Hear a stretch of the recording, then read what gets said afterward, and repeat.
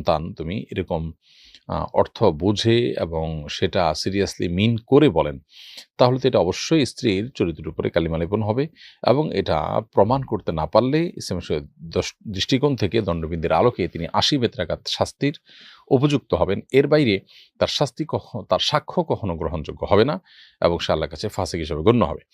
আর যদি রূপক অর্থে বলা হয়ে থাকে যে এটা আসলে সিরিয়াসলি এটার অর্থ বুঝে বলা হয়েছে তা না, জাস্ট একটা গালি দেওয়া দরকার, সেই জায়গা থেকে তিনি গালি দিয়েছেন, এরকম যদি হয় তাহলে সেক্ষেত্রে এটা স্ত্রীর উপরে মিথ্যা অপবাদ হিসাবে গণ্য হবে না।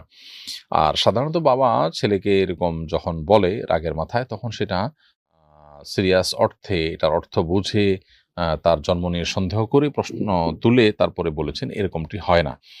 যার কারণে সাধারণ অবস্থাতে এই গালি যদি বাবা দেয় তাহলে সেক্ষেত্রে রূপক অর্থে গালি হিসাবে বিবেচিত হবে এবং এর কারণে স্ত্রীর উপরে অপবাদ দিয়েছেন তিনি এমনটি বলার কোনো সুযোগ থাকবে না।